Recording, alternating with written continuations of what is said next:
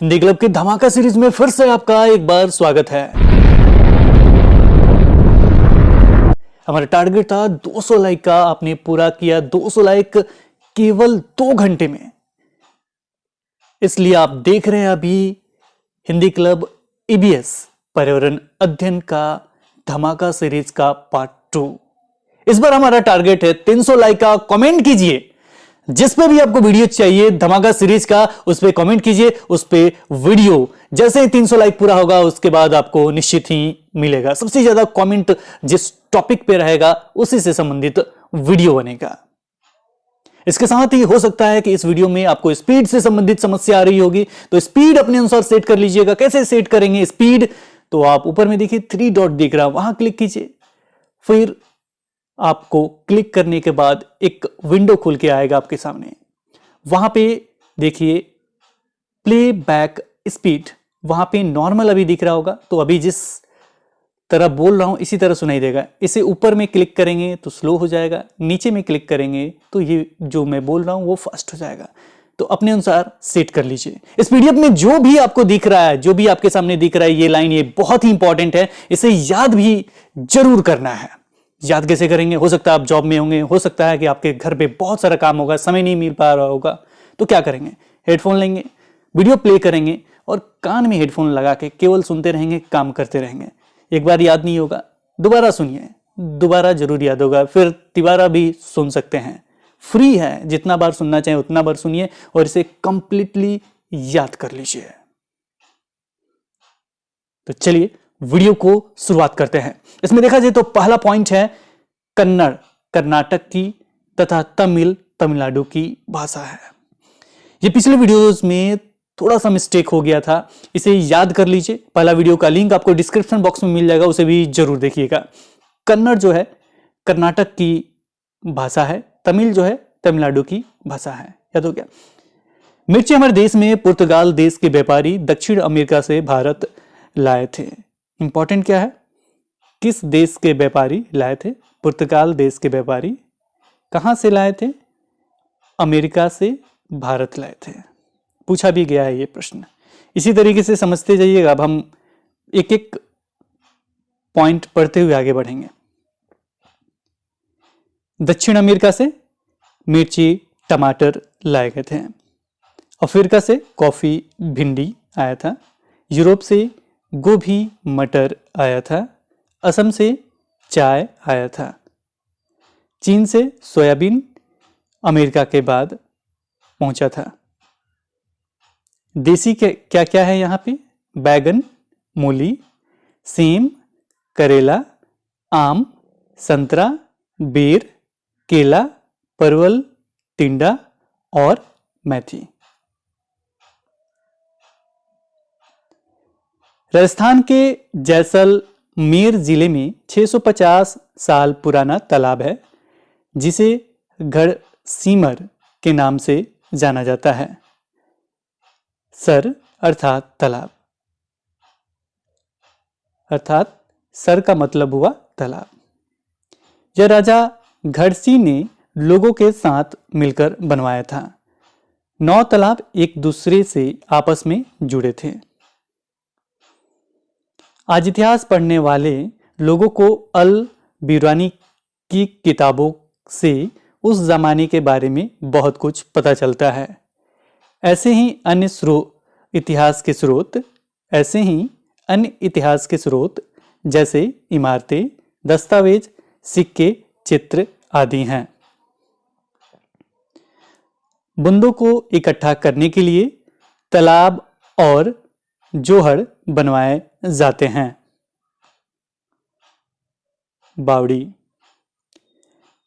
सीढ़ियां जमीन के नीचे कई मंजिल तक जा रही है। पानी ऊपर से खींचने की बजाय लोग खुद पानी तक पहुंच सकते हैं, इसलिए कुछ लोग इसे सीढ़ीदार कुआं भी कहते हैं। इसी को बावड़ी कहा जाता है। उत्तराखंड, पानी से जुड़े हैं कई रिवाज, त्यौहार और जश्न। राज्य में पानी से जुड़ी एक रिवाज है कि जो नई दुल्हन आती है वो झरने या तालाब पर जाकर सिर झुकाती है। पर आजकल शहरों में रिवाज का एक मजेदार रूप दिखता है। दुल्हन घर ही में किसी नल के पास जाकर पूजा करती हैं। दड़की माई राजस्थान के अलवर जिले के एक गांव में रहती हैं। इन्होंने तरुण भारत संघ के साथ मिलकर अपने गांव में तालाब बनवाया। यह कथा कहां से लिया गया है? चार गांव की कथा किताब से। मृत सागर। सभी सागरों के पानी में नमक होता है, लेकिन मृत सागर दुनिया का सबसे नमकीन सागर है। इतना नमकीन कि लगभग 1 लीटर में 300 ग्राम नमक। मृत सागर में हम ऐसे तैर सकते हैं जैसे हम आराम से लेटे हों। दांडी यात्रा। यह घटना 1930 की है। इसके बारे में आप निश्चित ही जानते होंगे। ये गांधी जी से संबंधित है और नमक से। मच्छर, इसके काटने से बीमारी होते हैं। कौन कौन से बीमारी होते हैं? Dengue, chikungunya, filaria. अगर कहीं पानी जमा हो तो इसको दूर करने के लिए जमा हुए पानी में मिट्टी का तेल छिड़कें। मलेरिया। मादा एनोफिलेज मच्छर के काटने से होता है।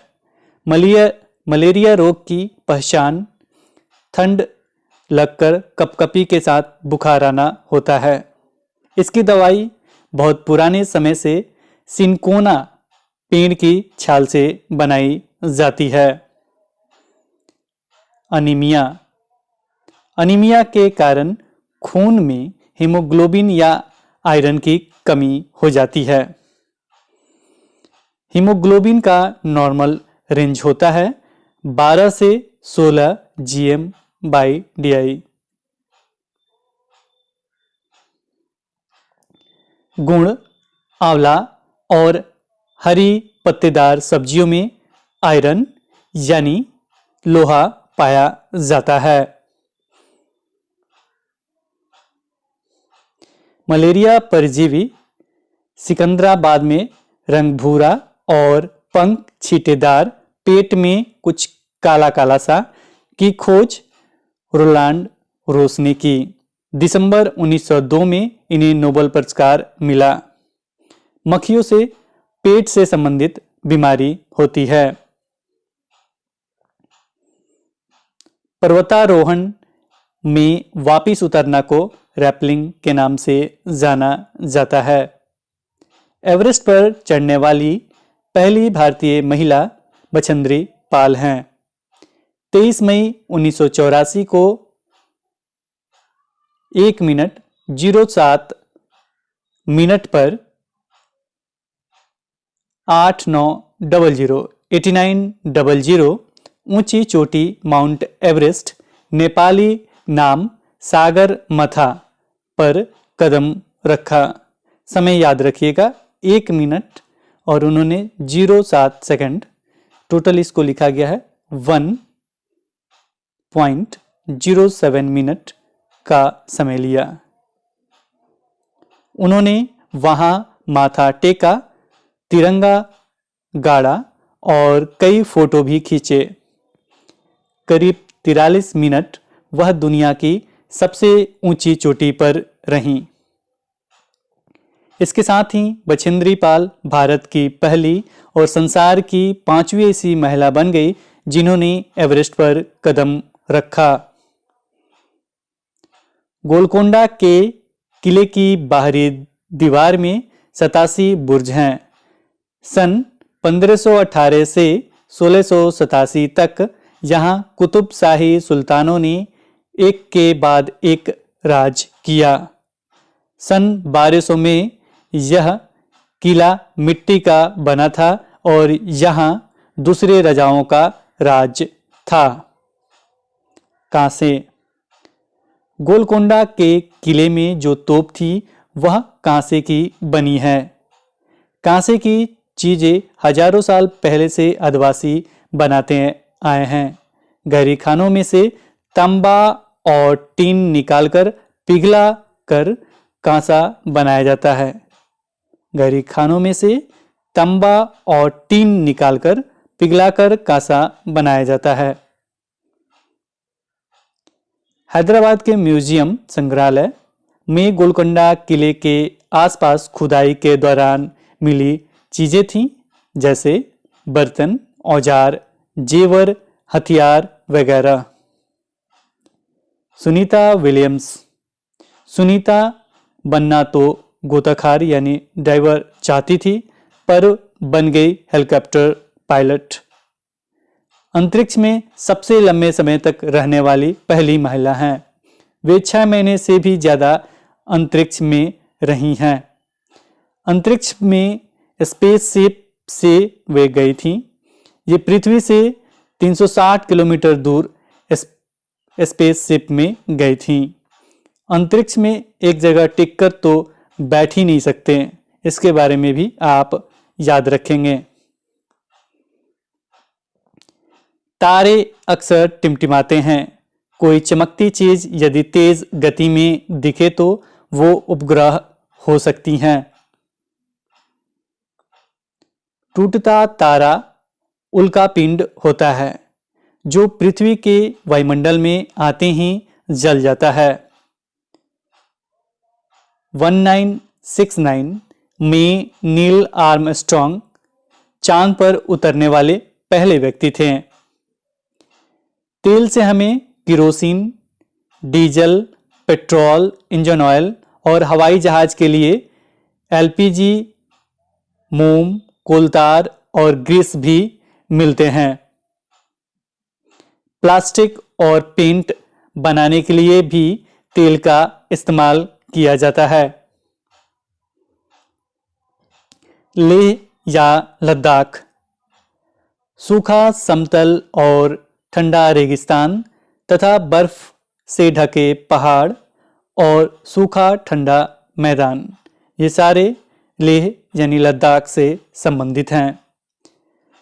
सफेद पत्थर के सुंदर मजबूत घर लद्दाख में स्वागत को झूले झूले बोला जाता है। यहाँ बहुत कम बारिश होती है। यहाँ पत्थरों को काटकर एक के ऊपर एक रखकर मिट्टी और चूने से पुताई कर घर बनाए जाते हैं। छत को मजबूत बनाने के लिए पेड़ों के मोटे तने इस्तेमाल किए गए थे। चांगथांग जम्मू कश्मीर राज्य में 5000 मीटर की ऊंचाई पर बना मैदानी, सुनसान और पथरीला इलाका है चांगथांग। यहाँ सांस लेने में भी मुश्किल होती है।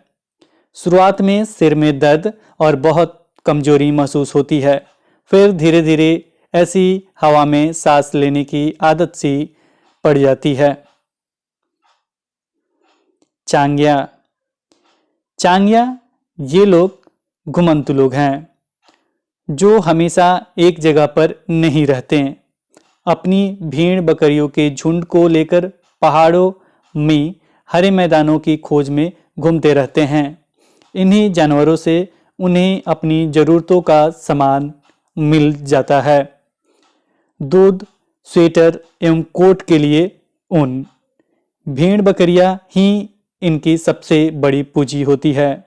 जितनी भेड़ बकरियां उतना ही ऊंचा परिवार का स्तर। ये सिर्फ 5000 लोग हैं।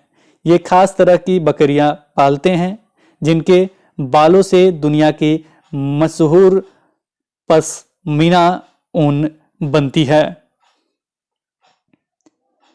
जितनी ठंडी और ऊंची जगह होती, इन बकरियों के बाल भी उतने ही ज्यादा और नरम होते हैं। ये लोग अपना पूरा सामान घर, घोड़ों और याक पर लादकर घूमते हैं। ये लोग सिर्फ 2.5 घंटे में अपना डेरा समेटकर निकल पड़ते हैं। ये अपने टेंटों को रेबो कहते हैं। याक के बालों की बुनाई करके चांगपा पट्टियां बनाते हैं, जिन्हें सिलकर जोड़ लेते हैं। ये मजबूत एवं गर्म होती है। पश्मीना शाल ये 6 स्वेटर के बराबर गर्मी देती है। इतनी गर्म पर मोटी बिल्कुल ही नहीं। पश्मीना शाल को हाथों द्वारा बुना जाता है और साधारण शाल को बुनने में 250 घंटे लगते हैं। यह पश्मीना बनता है पहाड़ी बकरियों की एक खास नस्ल से, जो लगभग 5000 मीटर की ऊंचाई पर रह सकती हैं। यहाँ सर्दियों का तापमान 0 डिग्री सेंटीग्रेड से भी बहुत कम -40 डिग्री सेंटीग्रेड तक चला जा सकता है। इतनी सर्दी से बचने के लिए बकरियों के शरीर पे बहुत ही बारीक और नरम बाल उगाते हैं, जो गर्मियों में झड़ जाते हैं। ये बाल बहुत ही पतले होते हैं, इतने पतले कि बकरी की 6 बाल मिलाकर तुम्हारे सिर के एक बाल की मोटाई के बराबर होंगे। इसलिए पश्मीना शालों को मशीनों द्वारा नहीं बुना जा सकता। अगर एक बुनकर 250 घंटे बुनाई करे तब जाकर एक साधारण पश्मीना शाल तैयार होती है। लेखा चांगपाओं के पास भेड़ बकरी के रखने की एक जगह होती है, जिसे लेखा बोलते हैं। लेखा की दीवारों, पत्थरों और चट्टानों को एक दूसरे पर रखकर बनाते हैं। भेड़ बकरी को ले जाना और ले आने का काम औरतों और जवान लड़कियों का है। डल झील में तैरते हुए घरों को शिकारे बोलते हैं। श्रीनगर में बाहर से आए कई टूरिस्ट हाउस बोट में रहते हैं। हाउस बोट 80 फुट लंबे और बीच से चौड़ाई 8 से 9 फुट तक होती है। हाउस बोट और कई बड़े घरों के अंदर की छत पर लकड़ी की सुंदर नक्शी होती है। इसमें एक खास डिजाइन खत्म बंद है, जो जिक्सॉ पजल सा दिखता है।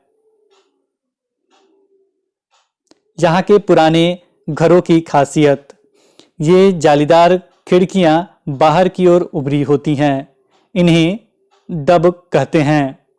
यहाँ पुरानी घरों की खासियत है कि पत्थर, ईंटा और लकड़ी को मिलाकर बनाना। घरों के दरवाजों, खिड़कियों पर डिजाइनर मेहराब बने होते हैं।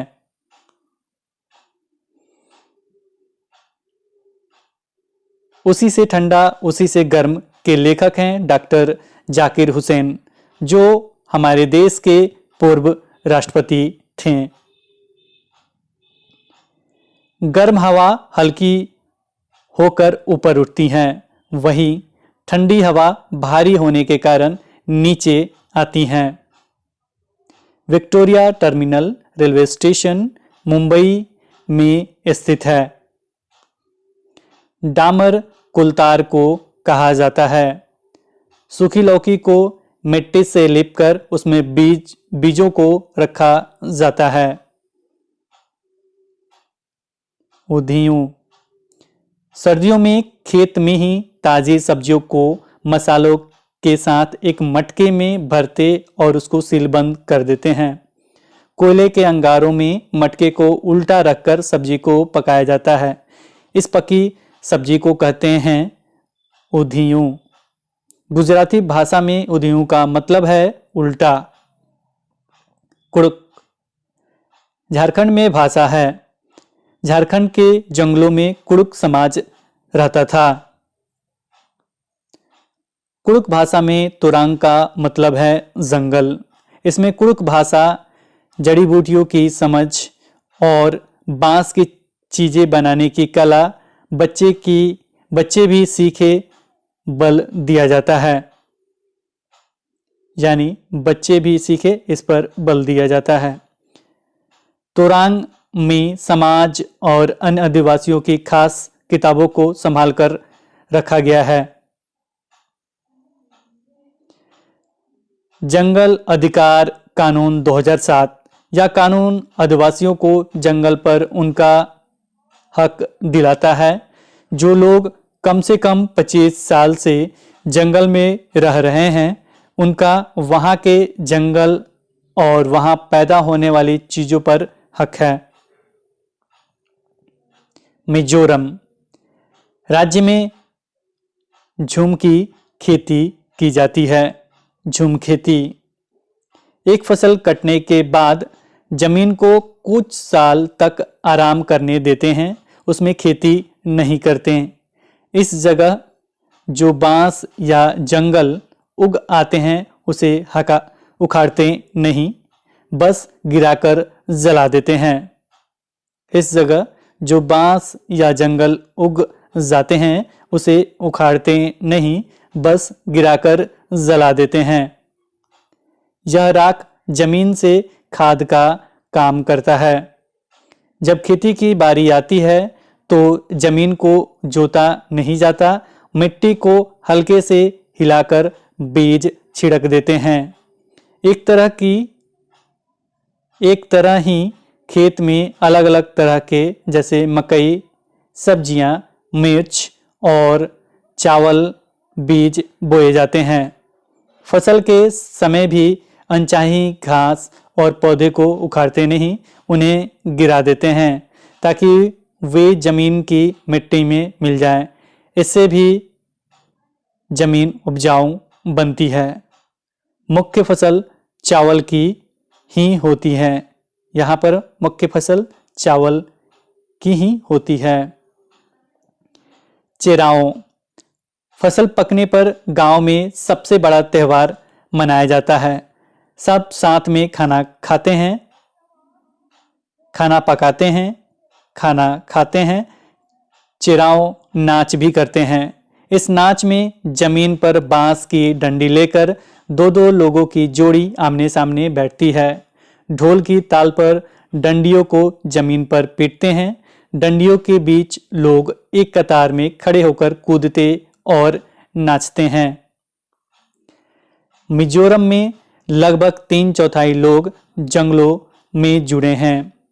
ऑस्ट्रिया में रहने वाले ग्रेगोर मेंडल का जन्म सन 1822 में एक गरीब किसान परिवार में हुआ था। 28,000 पौधों पर बारीकी से कई प्रयोग किए। इन्होंने मंक का भी काम किया था और इन्होंने मटर पर भी विशेष प्रयोग किए थे जो बहुत ही महत्वपूर्ण है। मुकादम कर्ज वसूल करने वाले के साथ मीटिंग के लिए बैठते हैं। अब एक प्रश्न आपके लिए पूछा जाता है, इसका उत्तर आप कमेंट सेक्शन में दें। केरल के निकटवर्ती राज्य हैं। ऑप्शन है आपके तमिलनाडु और आंध्र प्रदेश। ऑप्शन 2 है कर्नाटक और महाराष्ट्र। ऑप्शन 3 है आंध्र प्रदेश और कर्नाटक। ऑप्शन 4 है कर्नाटक और तमिलनाडु। इससे संबंधित मैप का वीडियो है, लिंक आपको डिस्क्रिप्शन बॉक्स में मिल जाएगा, उसे देख लीजिएगा। समय यानी रेलगाड़ी से संबंधित भी वीडियो है, उसे जरूर देखिएगा। इसके अतिरिक्त जो आपका एक और वीडियो है उसे भी आप जरूर देख लीजिएगा।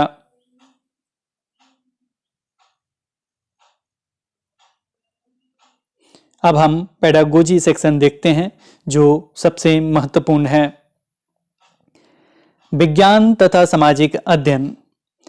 इस आयु वर्ग के बच्चे अर्थात क्लास 3, 4, 5 के बच्चे अपने परिवेश को समग्र रूप में देखते हैं, भागों में नहीं, तथा इससे जुड़े किसी भी विषय को विज्ञान तथा सामाजिक अध्ययन के रूप में नहीं देखते हैं। अतः यह आवश्यक समझा गया कि इस पुस्तक में बच्चों के परिवेश के प्राकृतिक और सामाजिक घटकों को समग्र रूप में प्रस्तुत किया जाए। इसलिए हम पर्यावरण अध्ययन पढ़ते हैं। विज्ञान और सामाजिक अध्ययन दोनों अलग अलग नाम से बुक आपको 3, 4, 5 में या इससे पहले नहीं मिलेंगे। जो भी शब्द आपके सामने दिख रहे हैं ये आपको रट लेना है या समझ लेना है। बाल केंद्रित, पुस्तक में विषय वस्तु बाल केंद्रित रखी गई है जिससे बच्चों को स्वयं खोजकर पता करने का अवसर मिले। पाठ्य पुस्तक में यह प्रयास किया गया है कि रटने की प्रवृत्ति कम हो, अतः परिभाषाएं, वर्णन, अमूर्त प्रत्ययन आदि को स्थान नहीं दिया गया है। इसलिए पर्यावरण अध्ययन में ज्ञात से अज्ञात सीखने की सिद्धांत को अपनाया जाता है। वास्तविक चुनौती, पाठ्यपुस्तक में जानकारी देना बहुत ही सरल कार्य है। वास्तविक चुनौती है कि बच्चों को मौका दिया जाए जिससे वे अपने विचार प्रकट करें, उत्सुकता को बढ़ा सकें, करके सीखें, प्रश्न करें तथा प्रयोग कर सकें। पाठों का प्रस्तुतिकरण, बच्चे पाठ्यपुस्तक से खुशी खुशी जुड़े, इसके लिए पाठों का प्रस्तुतिकरण विविध तरीकों से किया गया है, जैसे किस्से, कहानियां, संवाद, कविताएं, पहेलियां, हास्यखंड, नाटक, क्रियाकलाप, वृत्तांत आदि। किस्से, कहानियां, बच्चों में कुछ बातों के प्रति संवेदनशीलता विकसित करने के लिए अक्सर किस्से कहानियों का इस्तेमाल महत्वपूर्ण माना गया है क्योंकि बच्चे कहानी के पात्र से अपने को आसानी से जोड़ सकते हैं। बोलचाल की भाषा, पुस्तक में प्रयुक्त भाषा भी औपचारिक नहीं है बल्कि बच्चों की बोलचाल की भाषा है। चार दीवारी के बाहर, ज्ञान सृजन के लिए बच्चों का क्रियाशील होना जरूरी है। पर्यावरण अध्ययन की पढ़ाई को कक्षा के चार दीवारी के बाहर से जोड़ा गया है।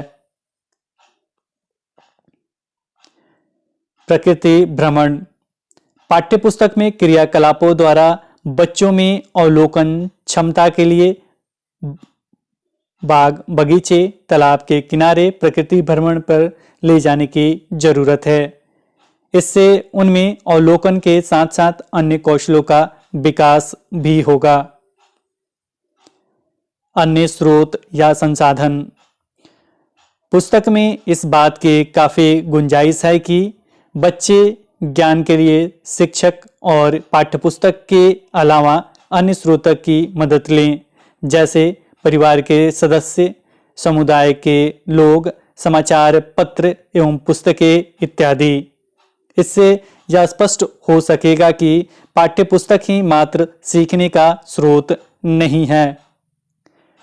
अभिभावकों और समाज, बहुत समय पहले की जानकारी या इतिहास की झलक के लिए बच्चों को अपने बड़ों की मदद लेने के लिए प्रोत्साहित किया गया है। इससे बच्चों के अभिभावकों और समाज का विद्यालय से जुड़ाव तो होगा ही, साथ ही योगदान भी बढ़ेगा। शिक्षकों को भी बच्चों के परिवारों के बारे में जानने का मौका मिलेगा। चित्र इस आयु वर्ग के बच्चों की पुस्तकों का महत्वपूर्ण अंग होते हैं। लेखक दल ने ध्यान रखा है कि चित्र की प्रकृति लिखित बातों को प्रतिबिंबित करे। पुस्तक में विषय वस्तु को चित्रों की सहायता से बढ़ाना एक प्रमुख आधार रखा गया है। चित्रों का इस्तेमाल इस तरह भी किया गया है कि वे लिखित कार्य के पूरक हों। कक्षा 1 और 2 में पर्यावरण अध्ययन, एनसीएफ 2005 के अनुसार कक्षा 1 और 2 में पर्यावरण अध्ययन एक विषय के रूप में नहीं है, परंतु इससे जुड़े कौशल एवं सरोकार को गणित एवं भाषा के माध्यम से जोड़ने की बात कही गई है। बहुत ही इंपॉर्टेंट लाइन है, इसे याद रखिएगा। गणित एवं भाषा के माध्यम से जोड़ने की बात कही गई है। इसके लिए एनसीईआरटी द्वारा अध्यापकों के लिए एक पुस्तिका EVS skills through language and mathematics in early grades प्रकाशित की गई है, जिसमें भाषा तथा गणित के ऐसे कई क्रियाकलाप दिए हैं जिनमें आपको पर्यावरण अध्ययन से जुड़े मुद्दों को कक्षा 1 और 2 में समेकित करने में सहायता मिलेगी। राष्ट्रीय पाठ्यचर्या की रूपरेखा यानी एनसीएफ 2005 पर्यावरण अध्ययन को कक्षा 3-5 तक एक विषय के रूप में देखती है। यह विषय विज्ञान, सामाजिक अध्ययन एवं पर्यावरण से जुड़ी अवधारणाओं और मुद्दों को समेकित रूप में देखता है। कक्षा 1 और 2 में यह विषय नहीं है, परंतु इससे जुड़े मुद्दों को भाषा और गणित के माध्यम से बताए जाने की बात है। अतः कक्षा 1 और 2 में इसकी कोई पाठ्य पुस्तक नहीं है। बाल केंद्रित, यह पाठ्य पुस्तक बाल केंद्रित है, जिससे बच्चों को स्वयं खोजकर पता करने के अवसर मिले और वे रटने की मजबूरी से बचें। अतः परिभाषाओं को कोई स्थान नहीं दिया गया है और मात्र जानकारी देने की अपेक्षा नहीं है। वास्तविक चुनौती है कि बच्चों को मौका दिए जाएं कि वे अपने विचार प्रकट करें, उत्सुक बने, करके देखें और सीखें, प्रश्न पूछें और प्रयोग करें। भाषा, पुस्तक की भाषा औपचारिक नहीं है बल्कि बच्चों की बोलचाल की भाषा है। ये भी बहुत इंपॉर्टेंट है। स्वयं ज्ञान रचना, पाठ्यपुस्तक को ज्ञान का एकमात्र स्रोत न माना जाए बल्कि बच्चों को स्वयं ज्ञान रचने में यह एक सहायक भूमिका निभाए, ताकि वे अपने आसपास के लोगों से, परिवेश और समाचार पत्रों से भी सीखें। नए पाठ्यक्रम में इस विषय को 6 थीमों में बांटा गया है। वे हैं थीम, प्रकरण या थीम। ये 3 तरीके से लिखे जा सकते हैं, तीनों आप देख लीजिएगा। पहला थीम, प्रकरण या थीम है आपका परिवार एवं मित्र। इसके देखे जाएं तो इसके 4 उप थीम, उप प्रकरण या सब थीम हैं। इसे देख लीजिए पहले 4 कौन कौन से हैं। तो आपसी संबंध, काम और खेल, जानवर और चौथा है पौधे। तो ये किसके उप प्रकरण या उप थीम है? तो परिवार एवं मित्र के। ये भी याद कर लीजिए कि 6 थीम कौन कौन से हैं आपके। तो पहला है आपका परिवार एवं मित्र, दूसरा भोजन, तीसरा पानी, चौथा आवास, पांचवा यात्रा और छठा है हम चीजें कैसे बनाते हैं। अब आकलन से संबंधित कुछ महत्वपूर्ण पॉइंट। योगात्मक आकलन, इसे अन्य नाम से भी जाना जाता है, संकल्पनात्मक आकलन या अंतिम आकलन। योगात्मक आकलन को सीखने के आकलन के नाम से भी जाना जाता है।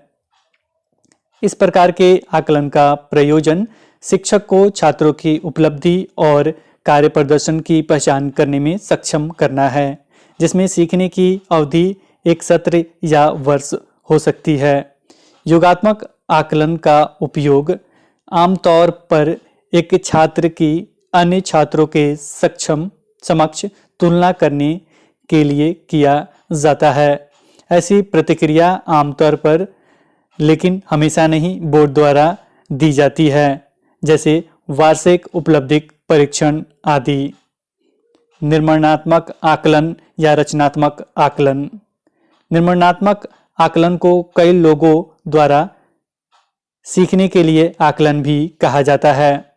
निर्माणात्मक आकलन कक्षा के संदर्भ में संपन्न होता है और शिक्षक और छात्र के बीच संबंध की बुनियाद पर विकसित होता है। यह नैदानिक और सुधारात्मक है। यह प्रभावी प्रतिक्रिया के लिए प्रावधान करता है। यह जब शिक्षा चल रही होती है उस समय किया जाता है, अर्थात शिक्षण के समय। व्यक्तिगत आकलन, एक बच्चे को केंद्र में रखते हुए किया गया आकलन जब वह कोई गतिविधि या कार्य करता है और उसे पूर्ण करता है। सामूहिक आकलन, किसी कार्य को पूर्ण करने के उद्देश्य से बच्चों द्वारा सामूहिक रूप से कार्य करते समय सीखने और प्रगति का आकलन सामूहिक आकलन है। आकलन का यह तरीका बच्चों के सामूहिक कौशलों, सहयोग द्वारा सीखने की प्रक्रिया तथा बच्चों के व्यवहार से संबंधित अन्य मूल्यों के आकलन के लिए बहुत उपयुक्त पाया गया है। स्व आकलन बच्चे द्वारा स्वयं के सीखने तथा ज्ञान, कौशल, प्रक्रियाओं, रुचि, व्यवहार आदि में प्रगति के स्व आकलन से संबंधित है। इसे सीखने के समान आकलन के नाम से भी जाना गया है। सहपाठियों द्वारा आकलन एक बच्चे द्वारा दूसरे बच्चे का आकलन, इसे दो बच्चों की जोड़ी या समूह में करवाया जा सकता है। विद्यालय आधारित आकलन, जिसे अन्य नाम से SBA के नाम से जाना जाता है।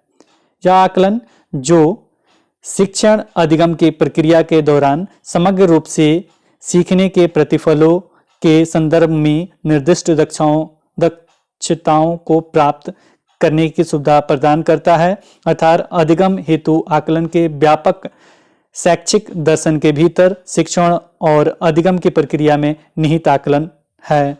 विद्यालयों में शिक्षकों द्वारा विद्यार्थियों का आकलन करना ये होता है। तो ये थे आकलन से संबंधित कुछ महत्वपूर्ण पॉइंट्स। और इसके बाद आपको दिशा से संबंधित, मैप से संबंधित और आपका रेलगाड़ी या समय से संबंधित जो वीडियो है, तीनों के लिंक आपको डिस्क्रिप्शन बॉक्स में मिल जाएंगे, उसे जरूर देख लीजिएगा। अगर आप इस चैनल पे नए हैं तो इस चैनल को जरूर सब्सक्राइब कीजिएगा। अन्य लोगों के पास जरूर इस वीडियो को भेजिएगा ताकि आपके ज़्यादा से ज़्यादा लाइक्स और शेयर हों। ज़्यादा लाइक्स आते हैं, लगभग टारगेट है 300 लाइक्स का, तो नेक्स्ट वीडियो मिलेगा। और यहाँ हमने आज EVS पेडागोजी और EVS पूरा जो महत्वपूर्ण टॉपिक थे, जो भी EVS पेडागोजी में महत्वपूर्ण पॉइंट्स थे, सारे क्लोज हुए और ये PDF भी एंड हुआ। साथ में हमें ये भी जरूर बताइएगा कि ये सीरीज जो धमाका सीरीज चल रहा वो कैसा है। तो आज इस वीडियो में इतना है, फिर मिलते हैं एक नए वीडियो के साथ। तब तक देखते रहें, बने रहें हिंदी क्लब पे। धन्यवाद, बाय बाय।